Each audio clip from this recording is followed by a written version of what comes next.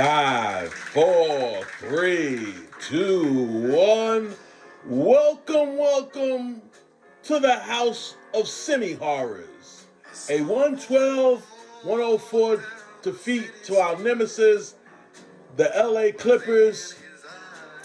I guess it really was that close. The Lakers made a valiant comeback after being down as much as I think almost 30.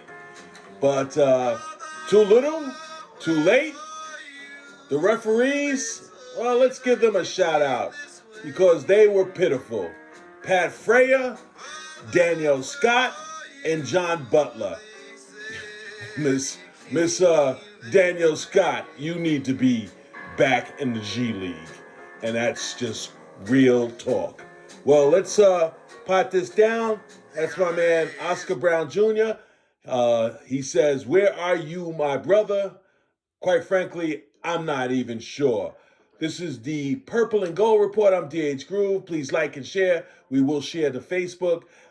This post will go tape delayed onto YouTube, and you guys can do with it what you may. Okay, so without further ado, let's go to the JJ Redick Report. And I think I got JJ potted up here. Let's back him up. Here's the JJ Redick Report.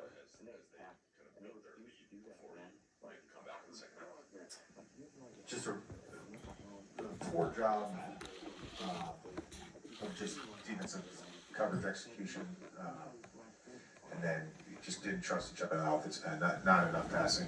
That was a lot of the game. Not enough passing. And that's. I think that's a consistent thing when we don't play well. We don't pass to each other, and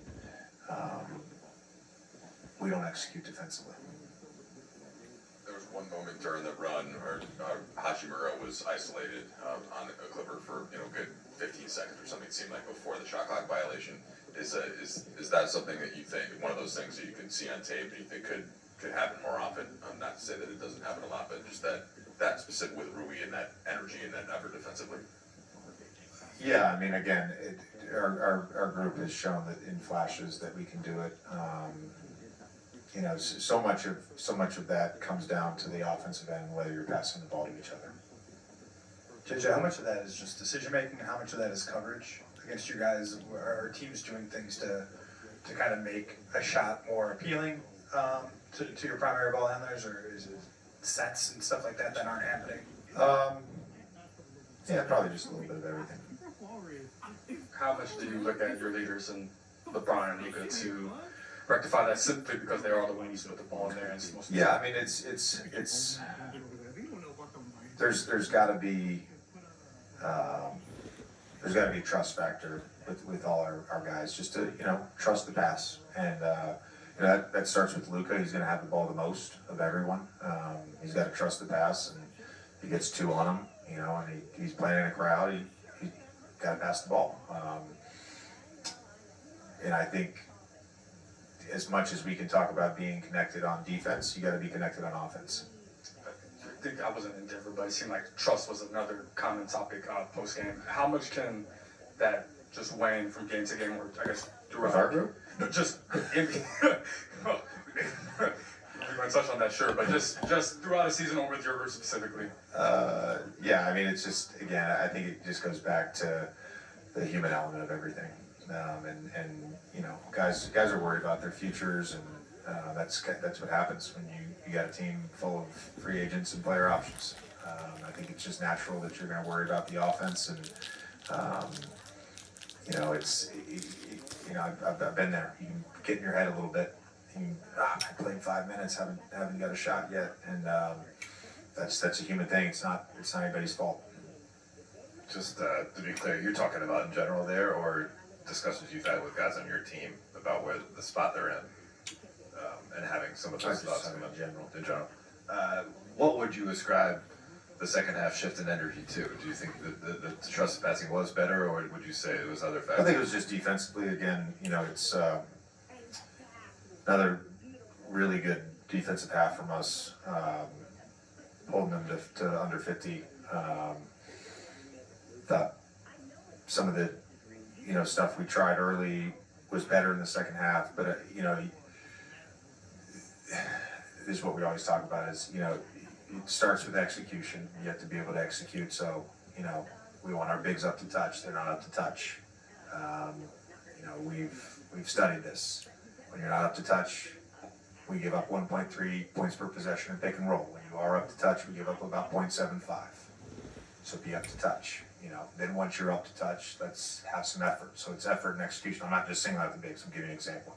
We had multiple floods versus Kawhi and Harden that were literally force the ball baseline where the help is. You don't allow the ball to come middle. You sell out no middle, and we allowed the ball to go middle, and they hurt us every time. So you got to be able to execute. And then so we executed well on some fires and some different coverages in the second half. The effort was on par with the execution, and I thought the Rui play was a great example of just effort and pride on the ball. And then Bando was great in the second half. We played small. We battled on the defensive glass. I thought LeBron, for what seems like the 20th straight game, he emptied the tank and gave us everything he had. JJ, you mentioned playing small. DeAndre had that eye problem. How was he doing throughout the game with his eye? And He seemed fine with the eye. I know it bothered him at one point. He was oscillating between no goggles and goggles. I'm sure it bothered him a little bit. I think you mentioned something about Jackson playing through his minute restriction in Denver. Is he still on a minute restriction now? How is he doing after the hamstring? He's normal minutes for him. Thank you.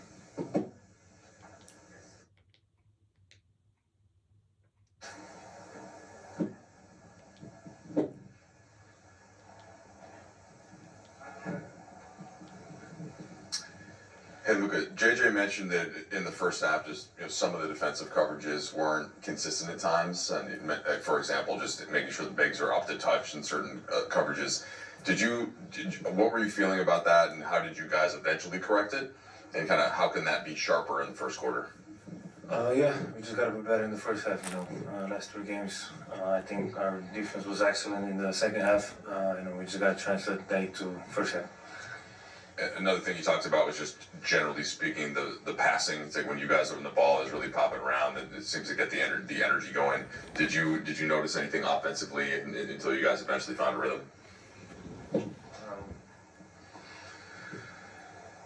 I don't know. We had 24 assists, which is not bad. Obviously, it could be better. But I think the ball was moving well in the second half. So that's how we got back. Luka, as the primary ball handler, how much responsibility do you take or do you feel in terms of establishing that trust or making sure that trust is felt not just between your teammates from you, but also the entire team in terms of trust in the pass? Sorry, what are you saying? How much responsibility do you take in terms of the ball movement being one of the primary ball handlers for this team or being the primary ball handler? Probably a lot. I don't know, probably a lot. Is there communication that you can share or tell other guys when that ball movement isn't there, just to ensure that the ball's not sticking too much? As JJ said, in halftime, the ball needs to move more, and that's what we did.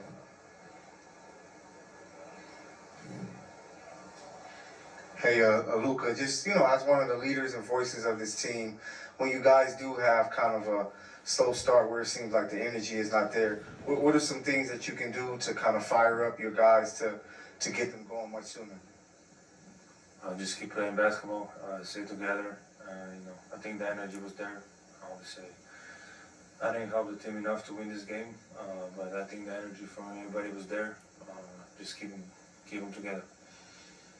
Lucas, as far as some of the things, that have had some success, that 2 big lineup when Drew comes in, if he's playing with Bando or if he's playing with DeAndre, what have you seen that's kind of worked with that group? Yeah, obviously we got some more post game, but I feel like, Drew has been doing an incredible job, just playing the right way and playing his game. So props to him. But I think just you know, if it's this team, obviously Vando was unbelievable tonight. Like he's every game fighting. So just gotta help him out. Luka, in the fourth quarter, when you guys made that surge to bring the game within two, the arena really came alive. The fans were going back and forth, taunting one another. How did that feel for you on the court? And does this game have the makings of a rivalry? Does it feel like a rivalry? I felt like there was a lot of Lakers fans here, so I really like that. You know, when we made the shot, the crowd, and I heard a lot of noise. But you know, obviously it's rivalry because it's in the same city. But that's it. Obviously, Luka, the next game, you guys are going back to Dallas. When you returned in April, pretty emotional day. What do you expect, I guess, from the second go round, playing your former team? What do I expect? From who? Or emotionally? For me? Yeah, for you. Man, obviously, always gonna feel like home there. You know, nice. But like I said, you know, I needed that game to move on a little bit. But obviously, I always appreciate those fans. You know, they were really tired. I think we had some special bonding, or how do you say it? So I really appreciate it all the time. Luka, being in the, I guess, the South Midwest in Dallas, you probably don't have a ton of the really long road trips. I think this one is 6 games. Can this be an opportunity for the team, just spending time together and finding a certain rhythm on both ends? And do you think you can use that for this? Definitely, you know. Basically, we spend every day with each other. You know, we're together, we travel together. So definitely, maybe not in Dallas because it's going to be ice and snow. So that one might be tough. But if he's there, you know, we'll definitely do something. All right, that was Luka Doncic. At first, he seemed like he was a little out of it, and then he seemed to perk up a little bit. You know, and hey, you know, it is what it is. This is DH Guru, this is Sports Guru, and this is the Purple and Gold Report. We thank you for joining us. Please subscribe at Sports Guru, aka DH Grove, and also at Facebook at You Know My Name.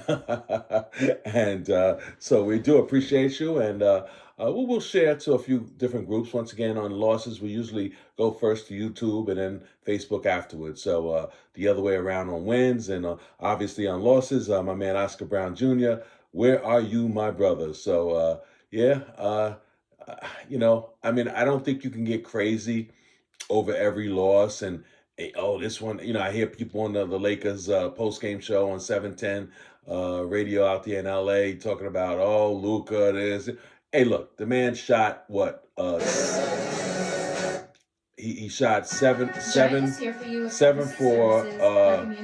3 for 13 from 3-point range. And when your best player shoots 3 for 13 from 3-point range, most times you're going to lose.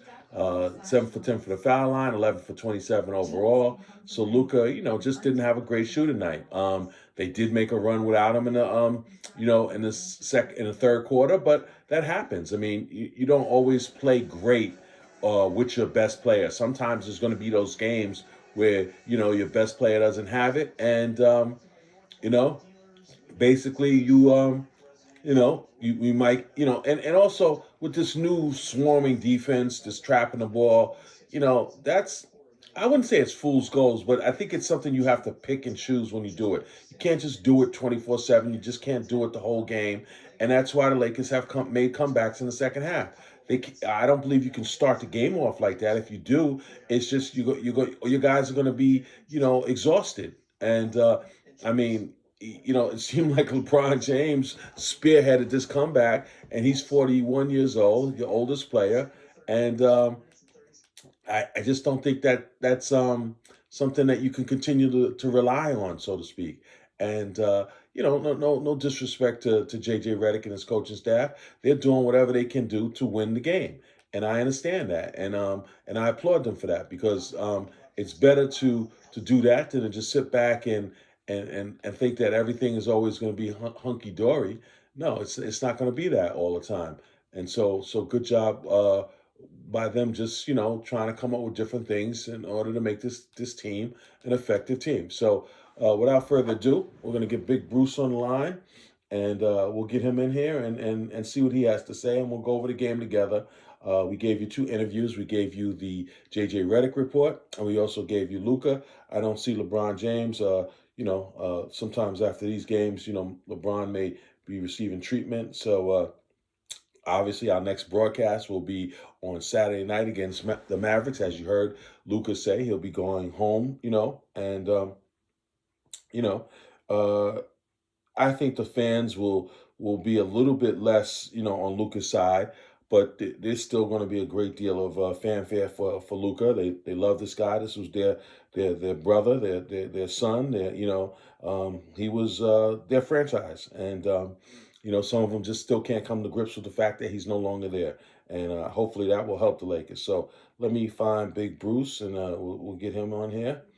Here we go, and get this show on the road. Get this puppy on the road. We'll go over the box score as usual, and see where the Lakers who played good and who didn't play so good. Like I said, we just talked about Luka. Big Bruce. All right, Big Bruce is on the line, folks. My partner in crime, and let's get right into it. First of all, how are you tonight? I know tough loss, but otherwise, how you feeling? I'm feeling all right, man. I'm doing okay. And how you doing yourself? Hey, can't complain. Had a eventful day today. Got a lot of stuff done with my move, and so tomorrow's another day, and the beat goes on, baby. The beat goes on. Be there or be square, as they like to say. So let's jump right into it. Okay, a lot of people were talking on 710. I always try to give them a little listen just to see where the Laker fans and the vibe is going. A lot of people upset that Luka, it seemed like they went on a nice run without him. But my thing is, this team is all about Luka Doncic. Everybody under the sun has made that clear. This is his team. This is his franchise, whatever you want to call it. So hey, there's going to be those games where, let's face it, he shot the ball very badly. He was 3 for 13 from 3-point range and 11 for 27 overall. And 11 rebounds, 8 assists, almost a triple-double, came up a little shy there. What do you feel about the fact that your best player just didn't have a great ball game? This is the way it look like the Lakers look like they want to play. This is the way it look like they just want to play. He's a lot of his punch comes from the free throw line. He shoots bad. His perimeter shots bad. A lot of forced shots. A lot of them shots be luck. A lot of forced shots. I'm not watching him when he gets the ball doesn't move around. Everybody's stagnated. That kind of bothers me, man. That bothers me.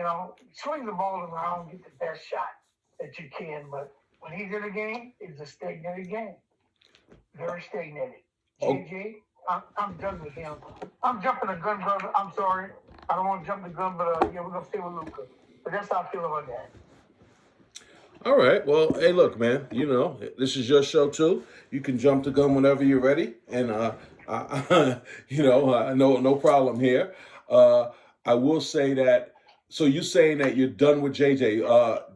I was going to criticize some things he did a little bit, but, to me, the biggest thing is I still think that Drew Timme needs to get a little bit more time. He only got 10 minutes. He didn't take a shot, got 1 assist, 1 rebound. Timmy's got to do one thing to try to assure that he, makes the most of this opportunity. He's got to shoot the ball. Don't be so, altruistic that you're passing up shots and you're trying to make these hockey assists. Hey, get on that court and get down in the paint or take your jumper. So you got to be, what's the word? You have to be aggressive. So that's the only thing I'll say about Timme.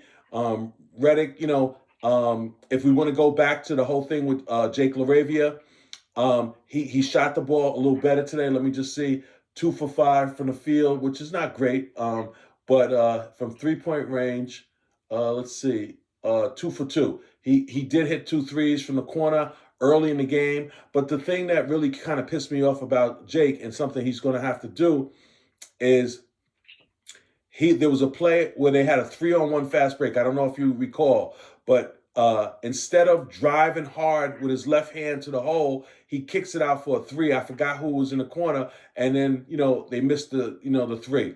My thing is, you got to be aggressive. You got to get down there and make that layup with your left hand, or you got to dunk the basketball if you want to be flamboyant. And that's my problem with Jake. Just look, if there's going to be times when you don't hit your shot, but be aggressive. And that's all I really want to see from him. Now, so just give me your thoughts on that particular topic. Yeah, I saw exactly what you was talking about. When that play, I believe he kicked it out to Marcus Smart, and Marcus missed the shot. When and fans break that you was talking about. Marcus, he plays hard. He's a gutsy guy. He makes some little crazy mental mistakes sometimes, but I love his all around toughness. So I'm okay with that. Yeah, but Jake has to be more aggressive. I thought he would be more. He passes up. He gets underneath. He goes all the way to the hole, and then he stops, and then he looks like he gets confused on the way he's going with the ball. After that, it's you gotta go. Like you gotta be there, be square. You know what I'm saying? You gotta do that. You gotta create that body to body. Go to the free throw line. You know what I'm saying? There's only 2 things gonna happen. Either you're gonna make the shot or you might get fouled. But you got to try. You got to go in there. You got to do it. You got to do it, brother. No, I can't disagree with a word you said. I'm total agreement with you. I'm surprised you just shows your basketball IQ is just as good as mine. I mean, you saw the play. You remember that it was Marcus Smart. So that's a good thing, because it was. Now that I put my thinking cap back on, it was Smart. You're 100% right. And look, I'm not gonna sit here and play like I'm naive. I'm an old fogey. Okay, I realize that. I got a lot more years behind me than I have in front of me. And that's just real talk. But I will say this: even though we play in the era where you want to drive and you kick out for the 3, sometimes when you have that angle, you just got to take the points. And let me say this also, especially when you're not going well. If the one thing that you can't do when you're not going well, like a Jake LaRavia, this is the first game in the last maybe 5 that he hasn't shot an air ball. And, just look terrible doing so. But one thing you got to do, you got to be aggressive. And if you're aggressive, because look, let's face it, our man Vando didn't really, let's see, although Vando did have a couple of points, he missed a couple of layups he got fouled on. And I mentioned that, and I don't know how you feel about this, because a lot of people don't want to criticize women. But the woman referee, her name escapes me. It's Danielle Scott. I did a little research on her. I just wanted, I figured to myself, I believe she's 34 years old. She looked younger than that, but she's 34, looks good for her age. But this is not a beauty contest. And what I was really disappointed in is that if you saw the game, Luka was on her the whole game. And he was, and look, I'm sure Luka's not trying to browbeat a woman, regardless of whether, she's in that position or not. Because, I don't think you can just say, oh, she's a woman, let me give her a pass. Okay, I just think that's wrong. And so the problem with her is he kept saying to her, that's your call, and you're not calling it. Referees hate to overrule each other. If you're down on the bottom underneath the basket and the call or the play is in front of you, you're supposed to make the call, not the outside official. Okay, right. So that's always been like, in some ways they don't like to do it, but I guess in this situation where you have a woman who, was in the G League for 4 years prior to her getting this, moved up to the NBA, I'm just going to tell you flat out, that's wrong. She should not be able to get to the NBA by being in the G League for 4 years because she's not that great a referee. They didn't see anything down there in the G League for 4 years that warranted this woman, Danielle Scott, to be moved to the NBA. I'm sorry. Not when Luka Doncic, like I said, he doesn't want to be like attacking a woman. That's something that you're going to have like in the back of your mind. But if you watch the game closely, like I did, every time, even in the like in between, like when the whistle blow and they were going to timeouts, he was going up to her saying, "Hey, you're missing these calls." And I know that's what he was saying to her. And I don't know if you saw the same thing, but you go ahead and speak to what I just talked about. I did. I seen Vando on that particular play when he got that dunk. Man, that was the and one all day long. And I'm like, wow, what is she doing? And then he came back down again when he went to make a layup. He got mollywopped again. I'm like, man, what does he have to do? See, that was frustrating him. And Vando, he's always ready to go. He stays on ready to go when it comes down to physicality. He don't shy away from that at all. I see this frustrating him. Marcus Smart was even howling at the referee behind a couple of calls that Vando didn't get. Yeah. I don't know if you saw that. Yeah, I did.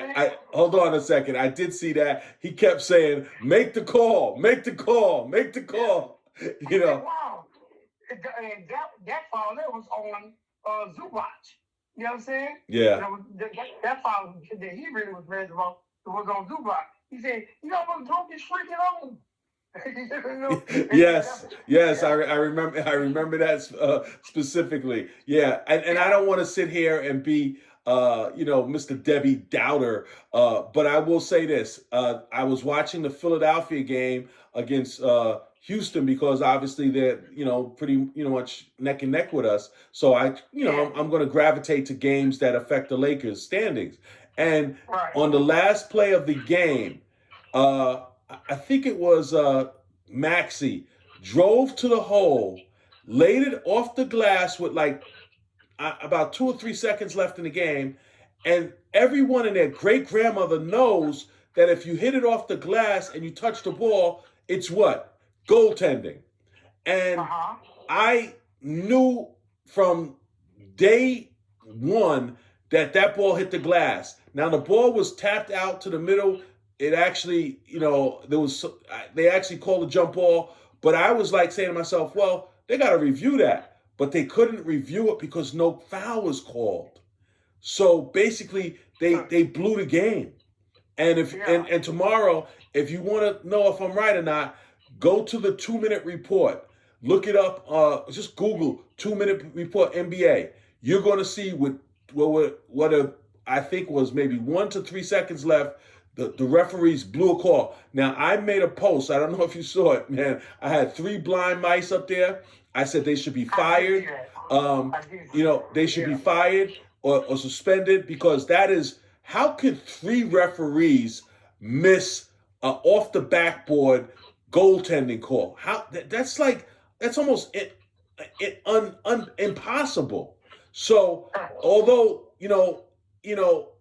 the Laker game and Danielle Scott left a lot to be desired. Like I said, she did some refereeing in the West Coast Conference and a few others. I think, what do they call it? Oh, I think she was in the Pac-10, or whatever they call it these days.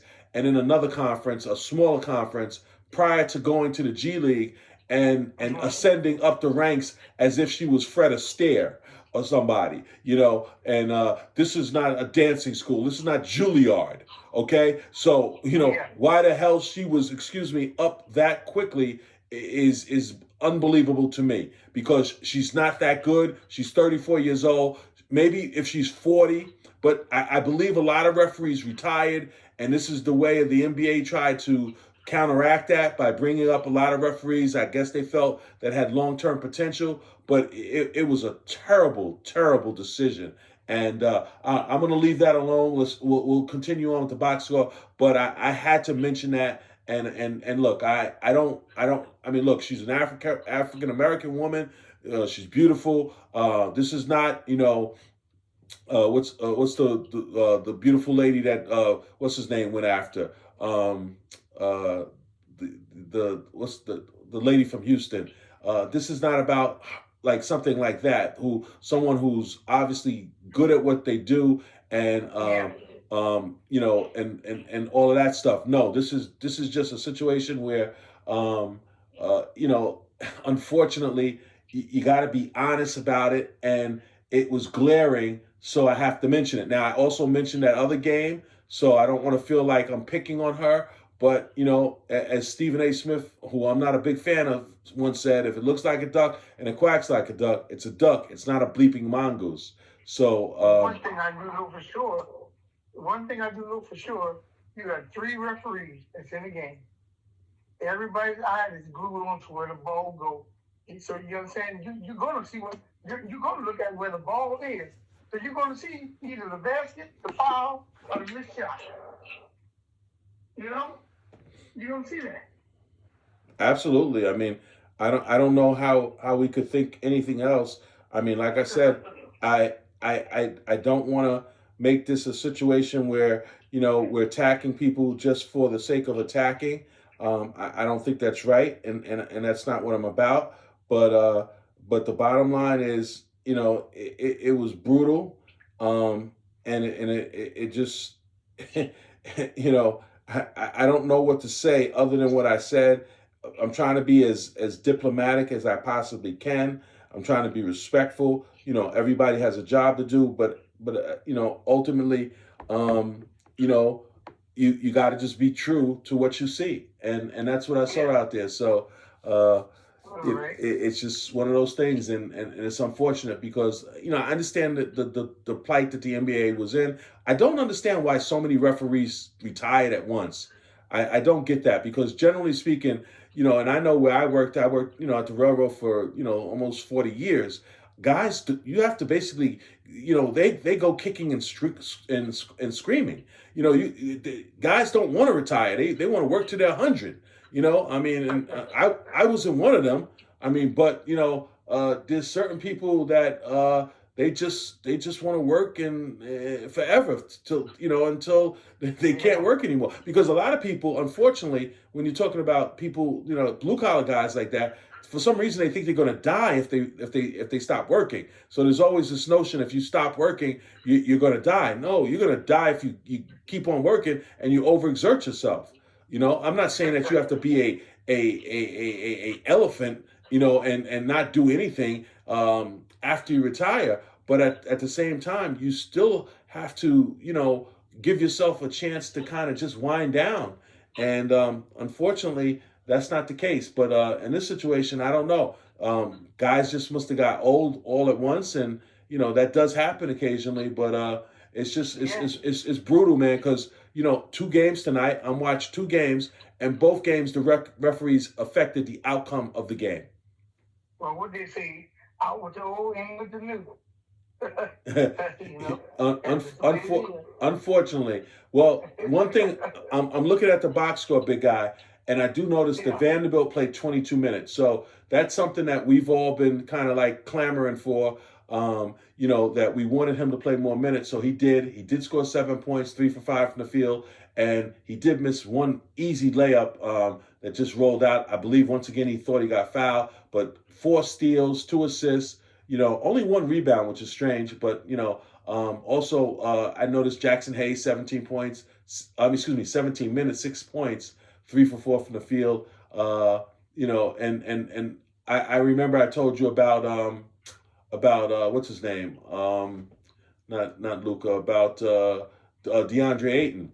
And I told you that there was a chance that he might not be able to play with that eye. Now, he did have the goggles on, but that certainly didn't help him, because he just looked lost out there. He was in 22 minutes, 7 points, 2 for 5 from the field, only 5 rebounds.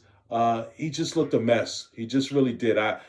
His activity level was low. I'm sure that eye was bothering him. So not that I'm giving him a pass, but I just have to be honest. I just feel that he he just didn't look like himself, and I think that because of He the just wasn't coordinated. He wasn't coordinated at all, brother. right. You know, he was not. He was lost. He looked like he should have just sit out this game. That's exactly. You know what? You know what? That's a good point.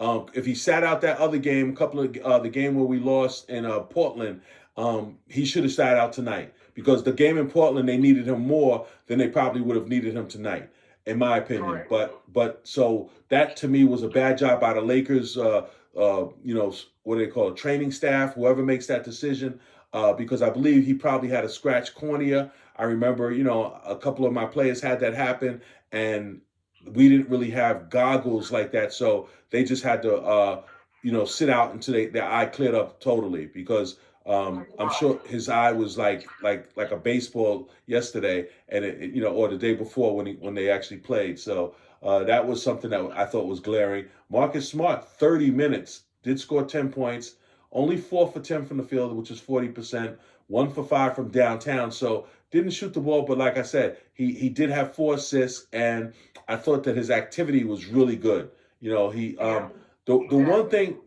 that the Lakers are doing, and you comment on this I want to hear what you have to say.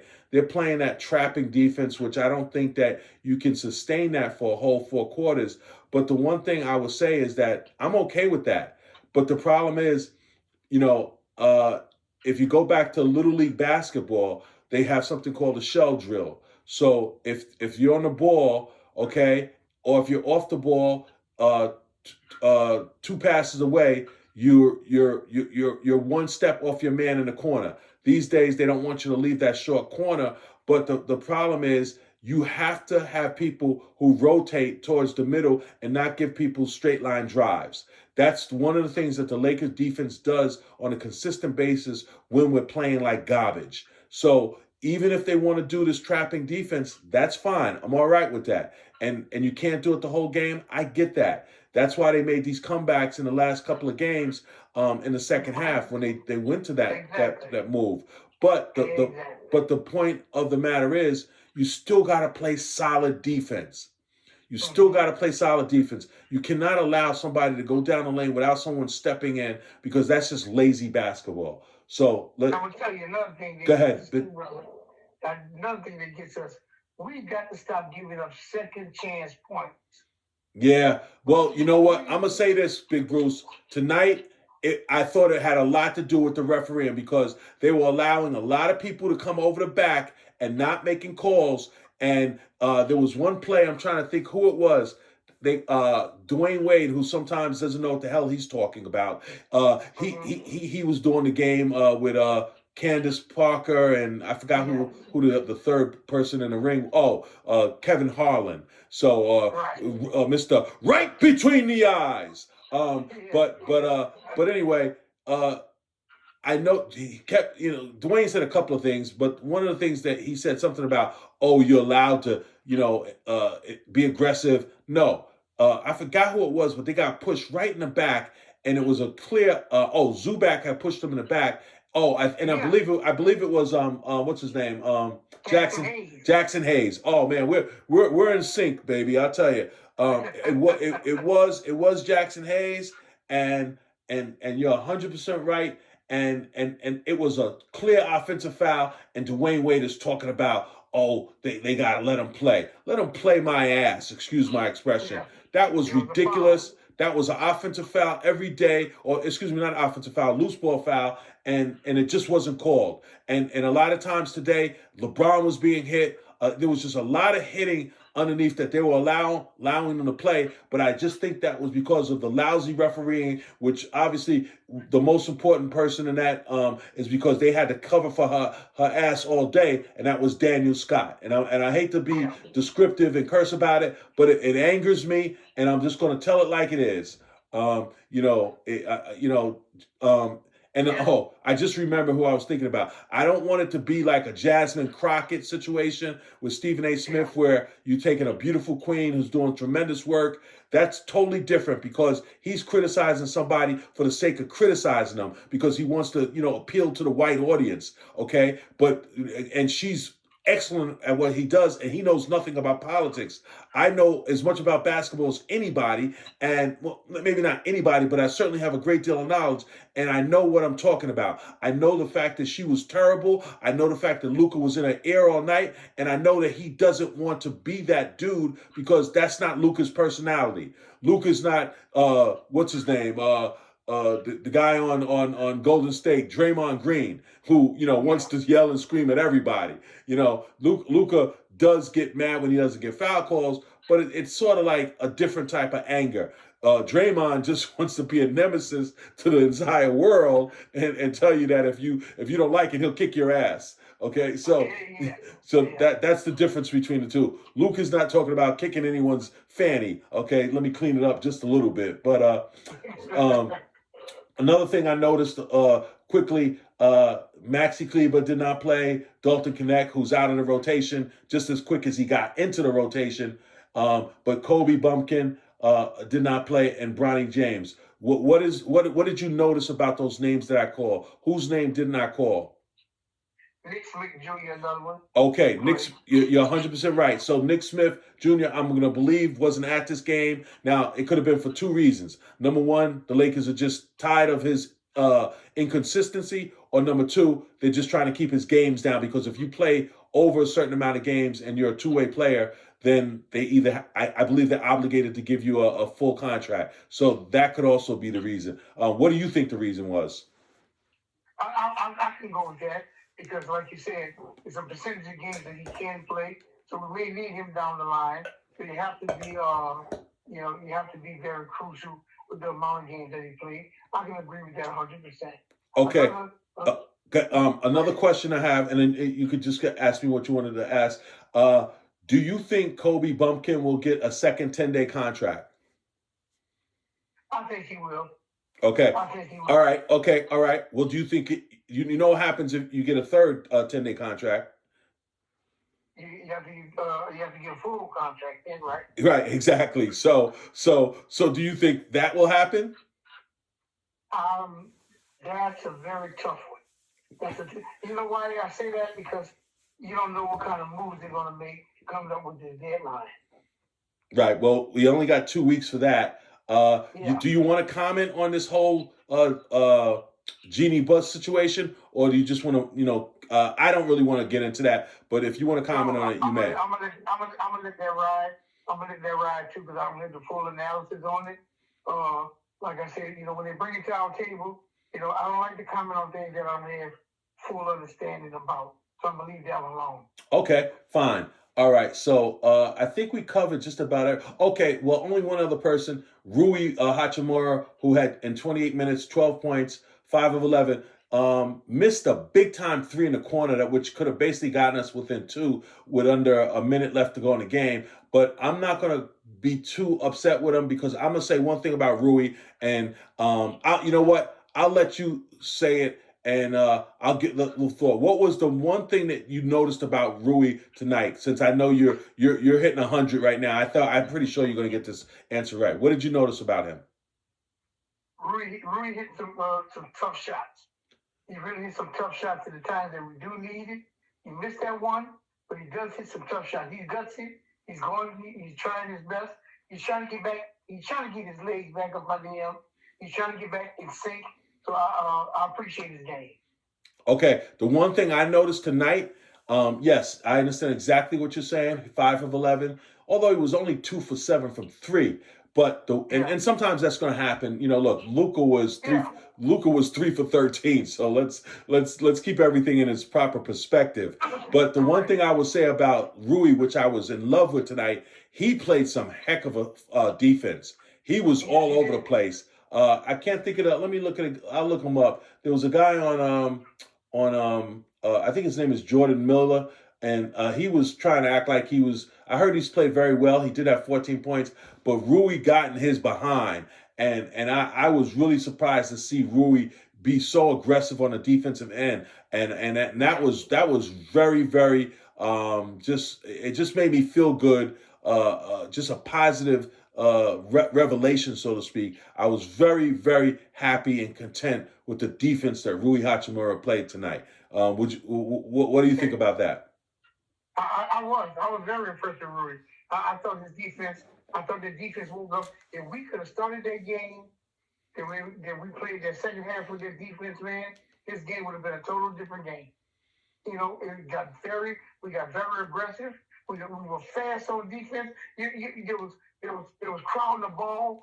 It was tipping the ball. You know, it was going our way the second half of the game. At one point, I believe we was like on a 30-something point run. You know what I'm saying? I mean, we were doing pretty good that second half. That defense was really active. You know? So, but there's something else I say to you, brother. You correct me if I'm wrong. I think JJ, to me, why don't he run some plays for Timmy when he's in the game? Well, you know what?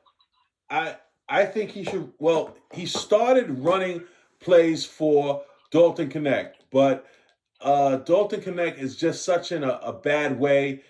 He just can't seem to get out of his own way, so to speak. So I don't. You know, I'm not opposed to that. The reason why I'm saying that, brother, because Timmy has showed you the last few games that he's in there that he can do that. If you run the plays his way, he show you that he can be aggressive enough to score. You've seen that. We've been seeing that the last few times. But if you put him in a game and he's just out there and spacing, run some plays for him, brother. Just simply run some plays. Give him some tries. That's all I'm saying. Hey, you know what? You're not wrong. I just don't know if you're going to run plays for a guy who you're only counting on for 10 minutes a game. Now, let's face it. Now let me. I'm not going to cheat, but I'm just going to say, without looking at it, his plus minus probably was 10 or better. Let's see. Timmy. Okay, I was wrong. His plus minus was 4, but still, it was still better than Jackson Hayes, who was -4, Gabe Vincent, who basically is a no-show every night, and absolutely nothing from Gabe Vincent, nothing. And even though Luka was a -17, he was the worst on the team, and of course the best on the team. Want to take a jab at that? Who was the best plus minus? LeBron. No, he was still minus because remember he was in when we got the the deficit. But one more somebody who was all over the place defensively. Okay, we're gonna go with Vando. Yes, Vando had the best plus minus. Vando was at where is he at? I just saw it a second ago. I don't know why. I'm drawing. Oh, here he is. Rui was he was plus 16. So okay. I don't always love that statistic, but tonight I do because I actually saw it with my own 2 eyes. So I wasn't. It doesn't surprise me that Vanderbilt. I was a little off with Timmy, so I can't take a total bow. But I knew Vando probably was one of the best, and it was a plus 16, and Rui was a plus 6, and really. Well, Jackson Hayes was a +4, and that was it. We only had 3 players who had a plus in the plus-minus game. So, that was the way that went. So, once again, final score, ladies and gentlemen, 112-104. We'll see you again on Saturday against the Dallas Mavericks. Luka was talking about going home. I don't think the fanfare will be as much as it was in his favor, but there'll still be Luka fans out there that are still in their feelings about him being traded. So let's go quickly to the scores. The Hornets 124, the Magic 97. That's a bad loss by the Magic at home. The Rockets, the Rockets losers, and like I said, they should have lost in regulation. That was a terrible call by the 3 blind mice, not seeing a ball that hit off the backboard with under 2 seconds left to play. And once the ball hits the backboard, everyone knows who's watched basketball a little bit that it is goaltending. And the fact that 3 referees missed that is really disgraceful. It's really disgraceful. I don't know what more to say. You know what? Let me give you their names because a lot of times, and there's no accountability in today's society. And that's what I don't like. I don't like the accountability. It's a lack of accountability. John Goble, Nick Buchurch, excuse me, and C.J. Washington. I wrote they should all be fired. How can you miss a goaltending call at the end of regulation when the ball hits the backboard first? Hence, you do have 3 referees / blind mice. Laugh out loud. A fireable offense. And I don't care who doesn't like it, because some people don't want you to be aggressive these days. But you know what? I always said when you're getting paid big money and you have a job to do, everybody is fair game. And I don't like the fact that the NBA somehow, some way, when you look up the referees, you just go to NBA referees assignments, and you can Google that. For whatever reason, they're scratching out one of the names of the official.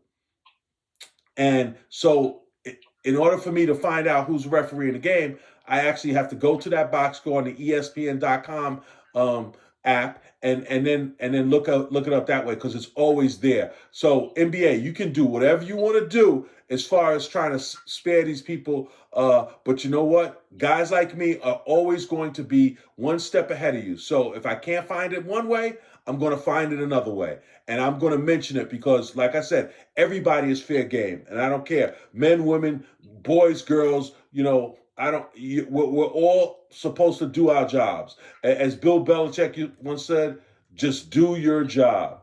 And that's all I'm asking. Let me continue on. The Warriors, they lose to the Mavericks, and they got their butts handed to them. Let me just look at the box score to see what's going on with this whole thing with Kuminga.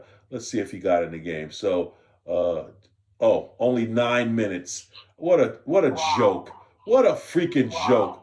What a joke that Steve Kerr is. Steve, I usually don't go with what Rob Parker says, but, him saying that Steve Kerr should retire, I know they do that to try to, get views on their podcast, but really, and he scored 10 points in 9 minutes, 2 assists, 1 rebound, went to the foul line 4 for 4. This guy, and I know who what's the guy? What's Austin Reeves? Is that Doc Rivers? Austin Rivers. Excuse me.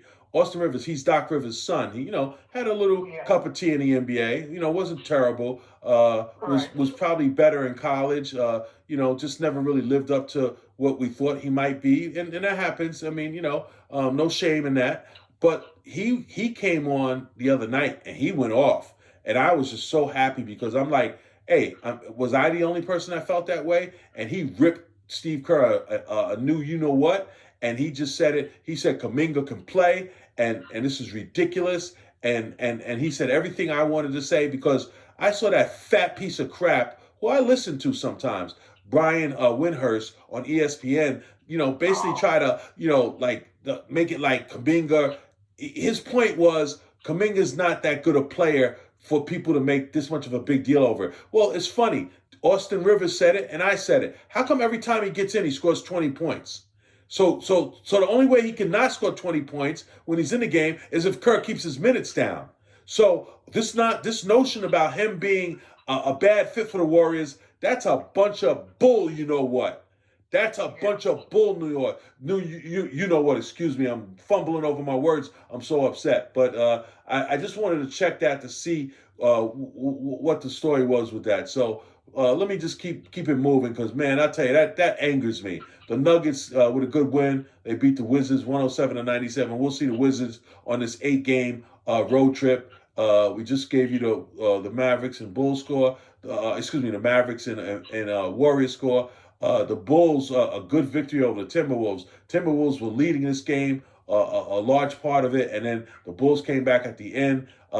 Josh Giddey, who I call him the rapist, and I don't know if you know. Do you know the story behind him? I do. Well, let me educate the guests because calling somebody a rapist is a little bit aggressive, I might say. Well, anyway, Josh Giddey about 2 years ago he was accused by someone on Facebook or Instagram, one of those, who posted a picture of him with a girl on Facebook. So you say, well, what's wrong with that? Picture of him with a girl on Facebook. The only problem, the girl was like 16 years old. Okay, and so the person alluded to that on their post. So they did an investigation, blah blah blah blah blah, and then the cops had the audacity, and this was really pissed me off. You know why it pissed me off? Because, when they want to find somebody who's in the projects, they go door to door and start knocking doors down, okay? They start knocking doors down, okay, to find somebody. But they said that they couldn't find this chick, okay? Well, guess what, brother? You ain't did a good enough job to find her. And then the NBA, in their infinite wisdom, basically let him go off of that. That was an absolute disgrace. That was an absolute disgrace. So this girl who was 16 years old somehow vanished off the face of the earth. Okay? So, people who want to comment on stuff, yes, I'm mad about that because I don't like special treatment for certain people. Okay, I like equal treatment all the way around. This is not, some what's his name, Trump garbage, where he can pick and choose with this ISIS and all this other stuff, which is really mind-boggling. But I'm not going to get, this is not about politics. This is about the NBA, basically spitting a bit because that guy, what's his name, in baseball, in the Dominican, what's his name? I'm trying to think of his name. But anyway, the same thing happened to him, and they basically threw him in jail for 1 million years. Okay, what's the guy's name? Maybe Alexa. What's the gentleman's name in baseball who got caught with the underage girl, and he was from the Dominican Republic? You remember his name? The baseball player you're referring to is Wander Franco. He was found guilty of sexual abuse of a minor in the Dominican Republic. Okay, so Wander Franco. See, I don't miss a beat, folks. That's why they call me the sports guru. And thank you, Alexa, for that. And Wander Franco. Now, this guy, found guilty. I don't know, probably was sentenced to get his head chopped off or something. But meanwhile, the rapist, which is Josh Giddey, who was out with a hamstring injury, is allowed to continue playing and no ramifications. And I'm supposed to be, as my late mother would say, boo-boo the fool, and not think that he was guilty of something. Okay? And the NBA just basically just passed the buck and allowed it to go through. Meanwhile, the NFL and all these other organizations, they'll find everything under the sun to go after, quote unquote, an African American player. Okay? So I went there, and I'm not afraid to go there.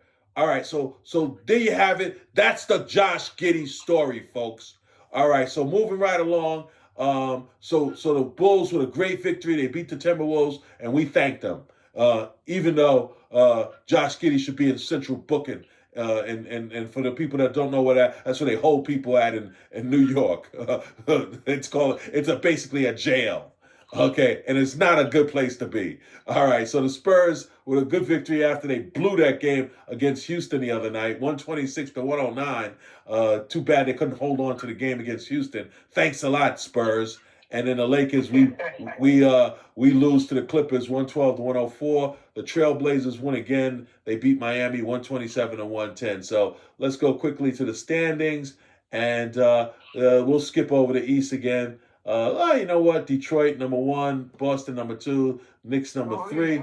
Toronto, 4. Philadelphia, 5. Cleveland, 6.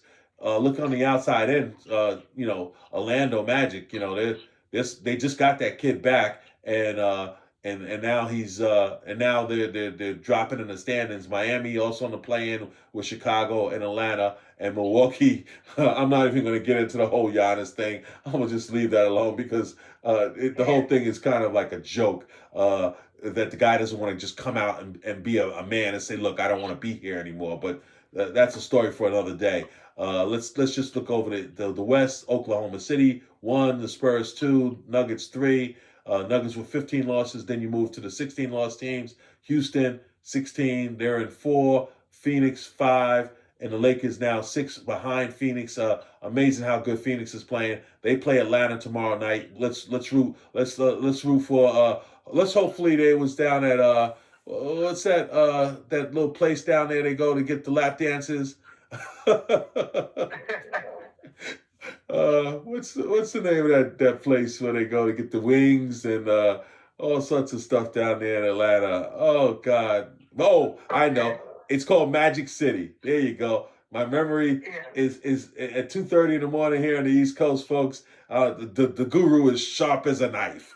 Okay, so let's hope that all the players in Phoenix are enjoying themselves right about now, 2:30 on the East Coast out there, the ATL at Magic City. Alexa, have you ever heard of a place called Magic City in Atlanta? What is it? Magic City is a popular adult entertainment club in downtown Atlanta. It's been around for nearly 40 years and is known for its vibrant nightlife scene. Oh. Do a lot of NBA players frequent the Magic City, Alexa? Yes, many NBA players visit Magic City when in Atlanta. Lou Williams is famously associated with the club's wings, and Shaquille O'Neal reportedly made a major deal there. Oh, okay. Well, thank you for that information. I knew the answer to that, but I just wanted to be a jerk. So anyway, there's the jerk of the night belongs to me, no question about it. I'll take that. So anyway, once again, the Lakers, then Minnesota, right behind us at 27 and 18. We're 26 and 17. Golden State at 25 and 21. Portland 23 and 22. And the Clippers now in the 10th spot at 20 and 24. Got off to a 6 and 21 start, I believe it was, and now almost at 500. So they're hard charging. Well, at least you own being a jerk. That's refreshingly honest. The Clippers' turnaround from that brutal 6 to 21 start is pretty wild, though. Going from basement dwellers to fighting for a playoff spot shows some serious grit. Yeah, well, all right. Well, thank you, Alexa. I got Big Bruce here, so we're going to finish the Purple and Gold report. But thank you so much for chiming in. As always, you hit a home run. We appreciate you. So as we move along, that's basically the standings. I guess we went all over the place tonight, Bruce. This show, you never know where this show's going to go. From the Josh Giddey situation to killing referees. This is why we call this the Purple and Gold report, ladies and gentlemen. I have my purple on. You see my Laker banner behind me, and I guess you see a little picture of my daughter who played a little basketball in her day as well. So, any final words, Mr. Big Bruce? No, brother, we're gonna go ahead on and we're gonna take this on the chin. We have no choice. This is over with. Saturday night we have to get it back cracking. So be there or be square, Laker Nation. All right, Big Bruce, man, it was a ball. I enjoyed it. And sometimes you just got to enjoy yourself. One thing I try to do every day, and I implore everyone out there, enjoy each day you live.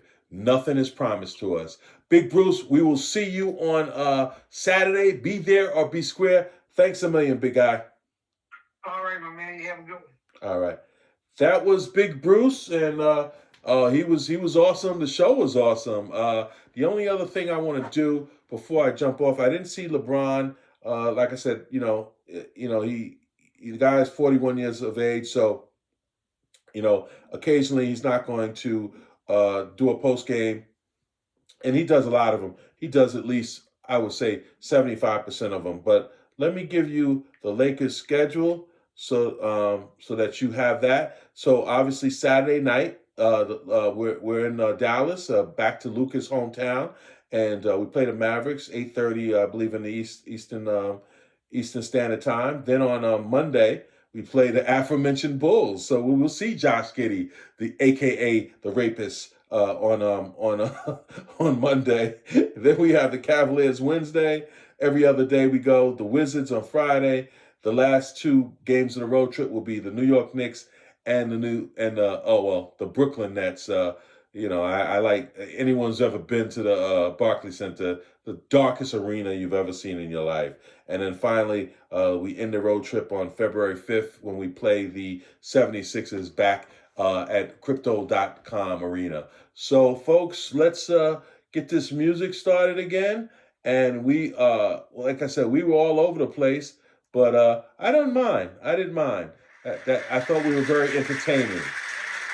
Please like and share. Follow your boy, Sports Guru, aka DH Grove. What do they call it?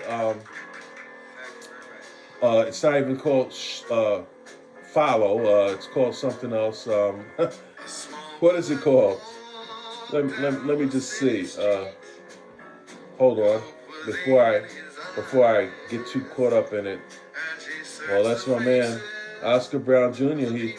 Let's just shut him off right now. Okay, so we'll shut him off, and let's see what we could do here. Let's see. Here we go. I'm looking for something really quick. Something that's kind of escaped my feeble brain, so to speak, and then we'll get back to it. What am I looking for? There we go. Okay, so your videos and subscribers. Still stuck on 90. So come on, guys. Let's subscribe to the YouTube. This is going to YouTube. Let's go back, and then we'll start this puppy over with. And let's see. Oh, God. I had it there for a second there. And then I blew it again. Let's see. Oscar Brown Jr. And here we go. Well, let's get a quick commercial, and then we'll close it out with Where Are You, My Brother? Here we go, folks. Hey, sometimes it takes a little time to get it right, but we like to get it right here. Purple and Gold Report. Please like and share. Follow your boy. Okay. Subscribe. Please subscribe. And here's my man, Oscar. We go out with my man, Oscar Brown. Have a great night. We'll see you Saturday. Be there or be what? Be square.